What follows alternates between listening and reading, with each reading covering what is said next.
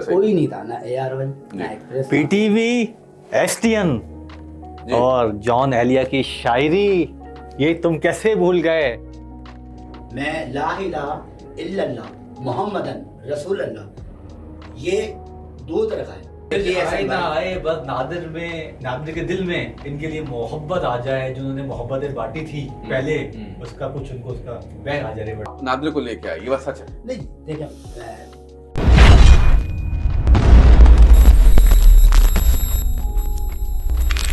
अस्सलाम वालेकुम जनाब, आप देख रहे हैं एहसन खान शो और आज बड़ा ज़बरदस्त दिन है हमारे पास और मेरी खुशनसीबी है कि हमारे पास एक बहुत ही बड़ा नाम पाकिस्तान का पहला प्रैंक स्टार जिसे कह सकते हैं, या पाइनियर ऑफ प्रैंक स्टार, जिन्होंने प्रैंक करना शुरू किया, पाकिस्तान भर को बताया कि प्रैंक होते क्या हैं, प्रैंक करते कैसे हैं।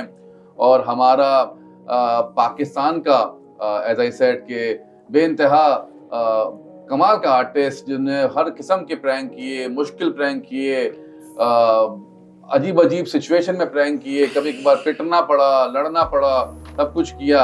और बहुत ही अच्छे इंसान भी हैं और लोगों ने उनको बहुत रिक्वेस्ट की थी, जब हमने अभी शूट किया था आसिम सन्नाटा का, तो उनके साथ जब हमने पॉडकास्ट की तो उन्होंने बहुत कहा कि भाई आसिम भाई के पास आप आमिर बाबा को भी बुलाया जाए। तो मिलते हैं आमिर बाबा से। अस्सलाम वालेकुम आमिर बाबा, कैसे हैं आप? This video sponsored by Koru Consultant. If you're interested in immigration or student visa, visit visa, business immigration, all you need to do is just contact to the numbers mentioned in the description and apply on the assessment form.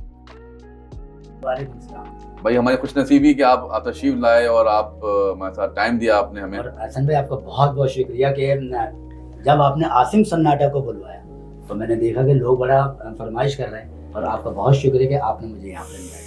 नहीं, thank you so much, it's honour. और जनाब, जैसे हमारी खुशकिस्मती है आमिर बाबा हमारे साथ मौजूद हैं, उसी तरीके से हमारी बदकिस्मती है कि आतिफ एलिया साहब भी हमारे साथ मौजूद हैं। अस्सलाम वालेकुम आतिफ एलिया साहब, कैसे हैं आप? ठीक ठाक हैं? वालेकुम अस्सलाम। पहले इनका इंट्रोडक्शन कराया जी जी जी, और मेरा नहीं कराया। जी जी जी, इसकी वजह पूछ सकता हूँ? पहले का मैं तुम्हारे लिए मोतबर नहीं था जी, जो आमिर बाबा का आपने पहले कराया और दिल में मैंने घाव खाया।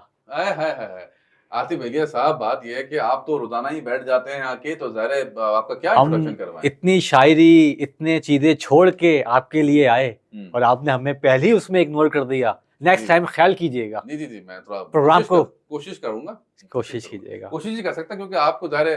खैर आमिर बाबा, आपको कैसे आना हुआ इस इंडस्ट्री में, जैसे मीडिया इंडस्ट्री कहते हैं या प्रैंक स्टार इंडस्ट्री कहते हैं, कैसे आना हुआ इस इंडस्ट्री में? ऐसा भाई, सबसे पहले मैं पीटीवी से मैं करता था। ठीक है। पीटीवी, अच्छा मुझे अभी तक याद है कि मैं पीटीवी पे पैदल जाता था। My God. मैंने ड्रामों के लिए नहीं, ड्रामों में काम मांगने के लिए ठीक है ना, लेकिन यहाँ लाइनों में लगा रहता था। अंदर से इकबाल अंसारी साहब थे, इकबाल जी जी जी, इकबाल अंसारी साहब, ठीक है ना, उन्होंने मुझे देखा, उस वक्त मेरे लंबे लंबे बाल, मैंने सुना ही है जी, हाँ, रोजाना आ जाता है।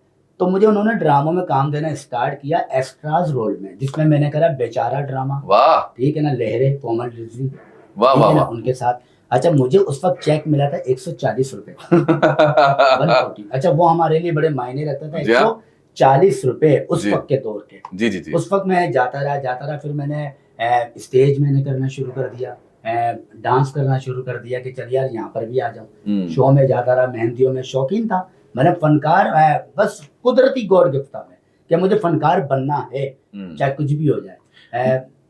घर वालों की सपोर्ट थी, वालिद साहब की, ठीक है ना, कि वो बोलते थे कि जाओ चलो काम करो, लेकिन फनकार बनना था और आज प्रैंक स्टार बन गया। क्या बात है, क्या बात है। मुझे याद है मैंने आपका एक प्रैंक देखा था, वो मैं आज भी देखता हूँ, बड़ा हंसता हूँ।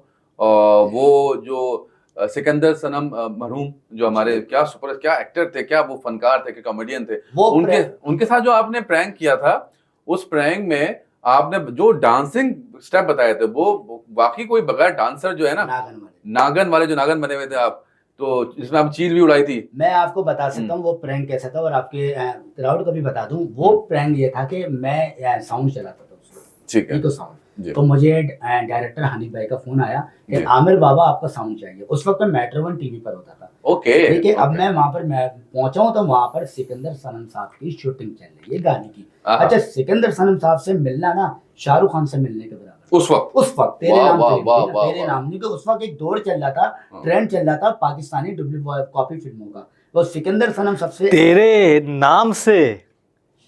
तेरे नाम से जो सलमान खान के बाल इसी तरह से थे, या मैं गलत तो नहीं कर रहा आमिर बाबा? नहीं नहीं, आप सही कह रहे हैं। तेरे नाम हमने किया है अपना जीवन ये दान। क्या बात है, क्या बात है। सलमान खान सिकंदर भाई से बड़े मुतासिर हुए, जी। अब इनको भी देखकर बिल्कुल बिल्कुल। तो उस वक्त जब मैं वहां पहुंचा तो मुझे पता लगा सिकंदर सनम साहब के ऊपर गाना फिल्माया जा रहा है।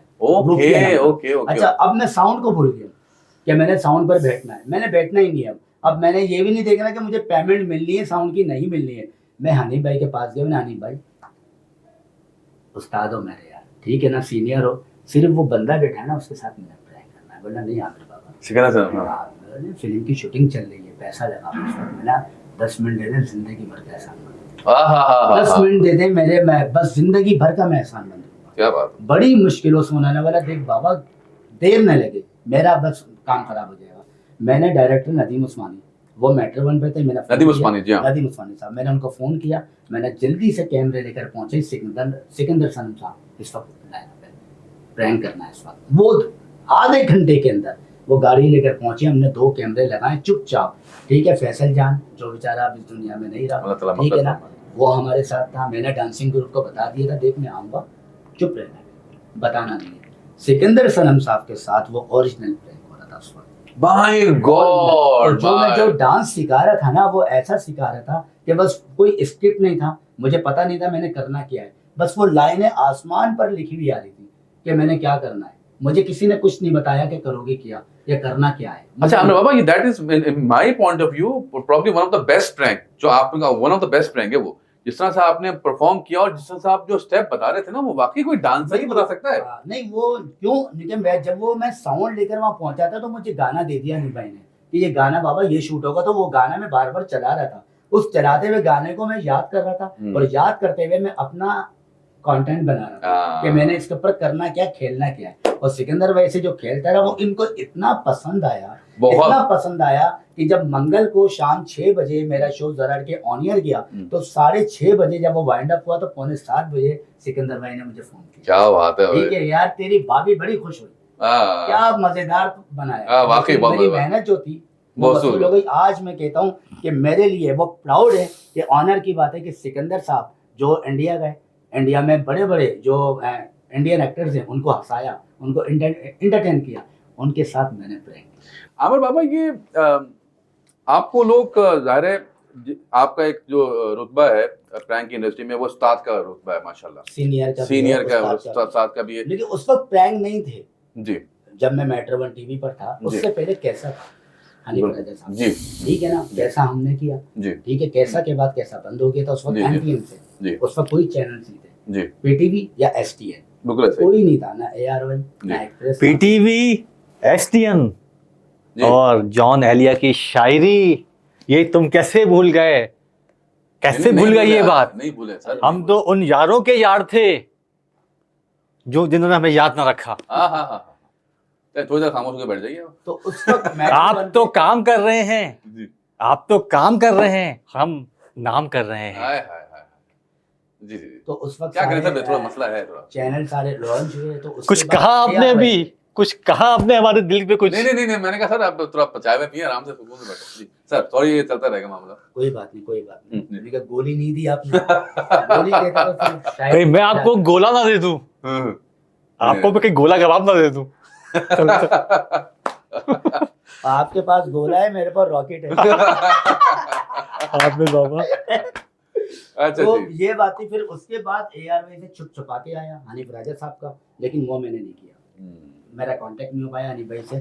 तो अचानक से जरा हट के शो मेट्रो वन टीवी पे मुझे नजर आया, तो मैंने बोला यार मेरी कोशिश थी कि मैं इसके अंदर आ जाऊँ। उस वक्त मैं मेट्रो वन टीवी पर गया हूँ, 1 हफ्ते मैंने वहां पर जाकर बैठा हूँ और मैंने कोशिश की है कि मैं यहाँ पर आ जाऊँ। लेकिन क्या मेरी मुलाकात मैनेजमेंट से नहीं हो पा रही थी कि कोई मुझे ले ले। मुझे नहीं पता कि इसके डायरेक्टर नदीम उस्मानी साहब हैं। हाँ हाँ हाँ अच्छा, वो मेरे दोस्त थे पर्सनली पहले से ही, हाँ। लेकिन छुप छुपा के मैं कैसा में ना नदीम उस्मानी भी थे, लेकिन वो कैरेक्टर में थे, हम दोनों दोस्ती थे उस वक्त। लेकिन मुझे नहीं पता अभी ये जरा अड़की के डायरेक्टर यही है। तो उस वक्त जो HOD थे वहाँ के मेट्रो 1 TV के, उन्होंने कैमरे में देख लिया बंदा रोजाना आता है, कौन है ये? फिर किसी ने बताया ये स्टेज का है और ये काम के लिए आ रहा है। मैं अखबारों की कटिंगें लेकर गया था, इतनी तस्वीरें लेकर गया था, शॉपर भरा हुआ था ताकि मैं इनको यकीन दिलाऊं कि मैं एक आर्टिस्ट हूँ। क्या बात है यार। फिर उन्होंने मेरी तस्वीरें देखकर बोला कि नदीम उस्मानी को बुलवाओ। तो नदीम उस्मानी साहब को बुलवाया तो बोलने लगे इसकी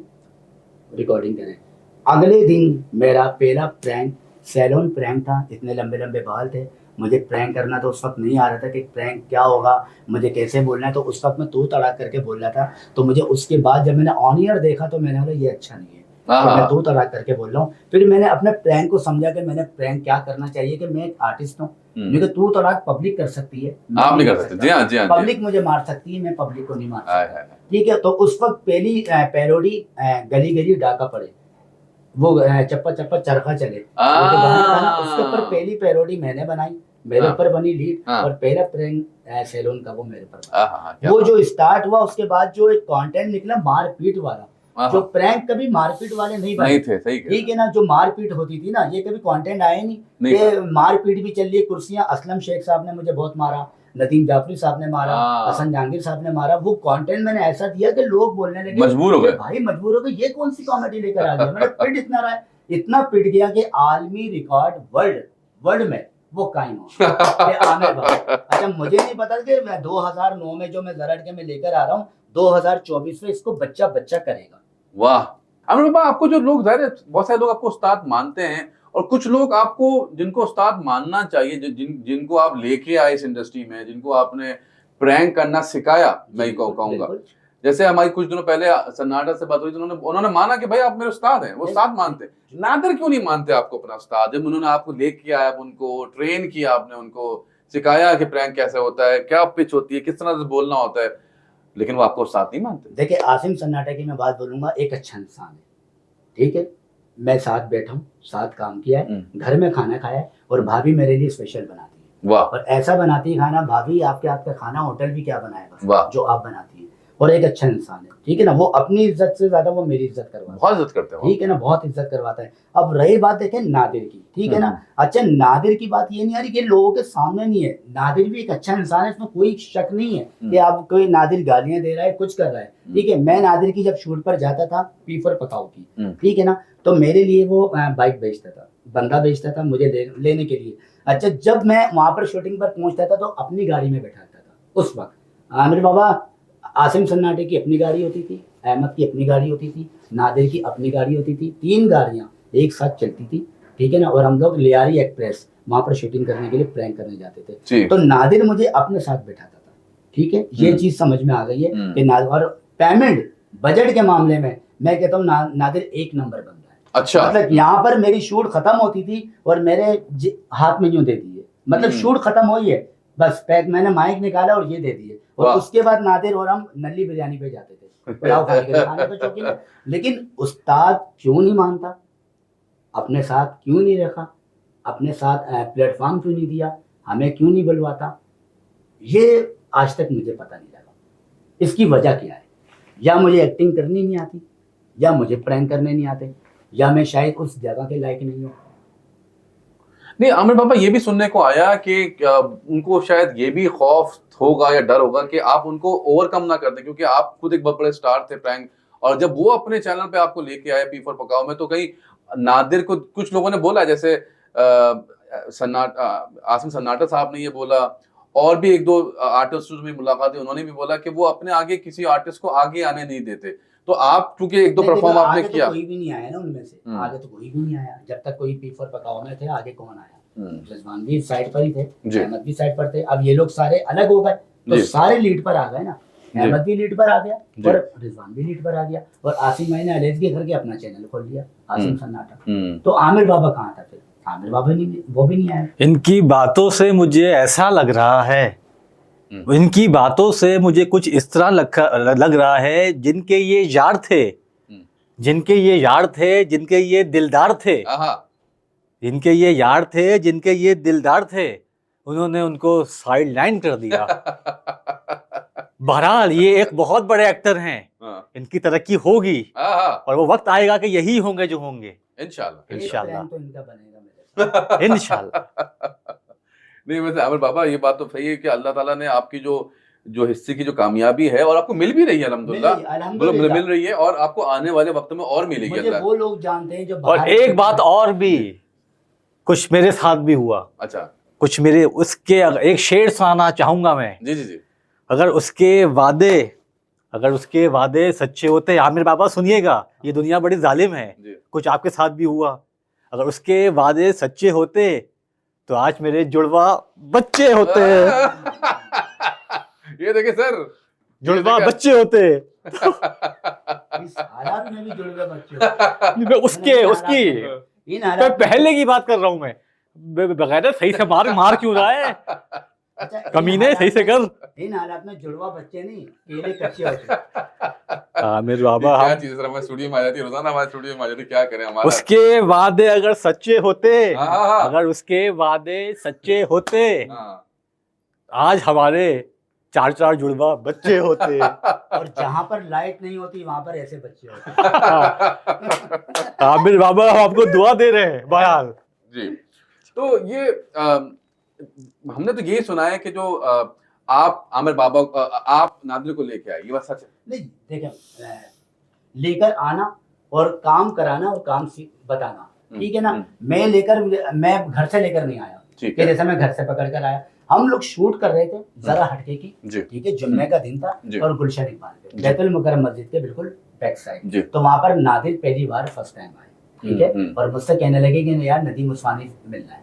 मेरे माइक लगे हुए थे, मैं अपना प्रैंक कर रहा था, तो मुझे बोलने लगे आप आमिर बाबा हैं। मैंने जी बोला 2 महीने से हम आपको यार यूट्यूब पे देख रहे हैं, कंप्यूटर पे देखता हूँ, आपको फॉलो करता हूँ। जी अब मुझे थोड़ी पता है, नादिर ने बोला आपको? नादिर ने। अब मुझे तो नहीं पता है ना कि ये नादिर अली है आज का 2024 का, जो पाकिस्तान का एक हमारा बहुत बड़ा यूट्यूबर है। मुझे थोड़ी पता है, लेकिन मुझे तो एक आम शख्स पता है, जैसे आम शख्स आते हैं, आपका सेल्फी बनवानी है, ऑटोग्राफ चाहिए, फैन था नादिर, फैन था, ठीक है ना। अब उन्होंने बोला मैंने अपना नदीम भाई ये आए हैं। अब उन्होंने नाम दिया परवेज सिद्दीकी साहब का, कि परवेज सिद्दीकी ने मुझे भेजा है। अब नदीम भाई का परवेज सिद्दीकी का एक दोस्ताना माहौल था। उन्होंने बोला ठीक है काम करो। तो उस वक्त नादिर अली को उन्होंने एस ट्रांसफर लिया था। एस ट्रांसफर मतलब कि क्या पर, अवाम पर, सपोर्टिंग पर, जैसे हम पब्लिक से प्रैंक करते हैं चेक करने के लिए। लेकिन नदीम भाई का एक रूल है, वो डायरेक्टली कैरेक्टर में नहीं देते।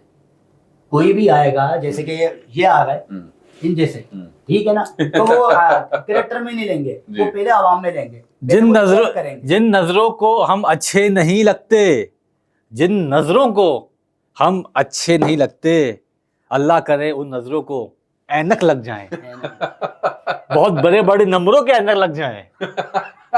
इतने बड़े बड़े। अच्छा ये आमिर बाबा, मुझे पता, ये तो हमें तंग करते रहेंगे, आपको पता है। मुझे पता है जैसे और जो लोग पानी में एल्फी डालकर नहाते हैं, जो लोग पानी में एल्फी डाल के नहाते हैं, वो लोग बिखरा नहीं करते, टूटा नहीं करते, कभी टूट के बिखरा नहीं करते। वो क्या बात कह रहे हैं। जो लोग एल्फी लगा के पानी में नहाते हैं, वो शख्स एल्फी निकल जाती होगी। हाँ, वो टूट के कभी बिखरा नहीं करते। क्या गहरी बात कर दी आपने, इतनी गहरी कि तेल निकल आया। आमिर बाबा, आजकल आप प्रैंक में नजर नहीं आते। आपके शागिर्द हैं, आज उनके चैनल्स हैं, बड़े स्टार बने हुए यूट्यूबर, क्या वो आपको याद नहीं करते, बुलाते नहीं हैं? ये क्या वजह है कि किसको बोलो मुझे प्रैंक में नाम बताइए, मैं बोलूं किसको? मतलब ये सारे शागिर्द आपके? वो थे शागिर्द, अब तो नहीं है ना, अब तो वो उस्ताद बन के बैठे हैं। तो क्यों नहीं मानते, क्यों नहीं है? क्या मैं जबरदस्ती जाऊंगा उनके घर में, दरवाजे खटखटाऊंगा कि भाई मुझे प्रैंक में ले लो? अभी वो फोन नहीं उठा रहे तो दरवाजा तो बहुत दूर की बात है। मतलब पहले फोन तो उठा रहे ना। एक आसिम सन्नाटा वाहिद है जो मुझे फोन करता है और मेरे फोन उठाता है और मुझे अपने पास बुलाता है, मेरी दावत भी करता है। एक वाहिद आसिम सन्नाटा है। इसके अलावा प्रैंक में चले जाए, मैं सबको फोन करता रहता हूँ, मैं नाम बता देता हूँ, ठीक है। अगर आप बोलते तो मैं आपके सामने ऑन रिकॉर्ड में बोल रहा हूँ ना, ऑन रिकॉर्ड। मिसाल है, मैंने अहमद को फोन किया, नहीं उठा रहा। चले रिजवान को भी फोन किया, वो भी नहीं उठा रहा, ठीक है। अब आप ये लगाइए, तो जूनियर थे ना, बच्चे थे ना, अगर मैं फीफर पकाओ में था तो उस वक्त भी वो जूनियर ही थे ना, जूनियर थे मैं बिल्कुल। सीनियर की हैसियत से कहता। बिल्कुल अब गए। आप लगाइए कि वो जब फोन नहीं उठा रहे, मैं उनके दरवाजे पे जाऊंगा, वो कैसे मिलेंगे मुझसे? मैं किससे बोलूं प्रैंक करने के लिए? मेरी पहचान prank है।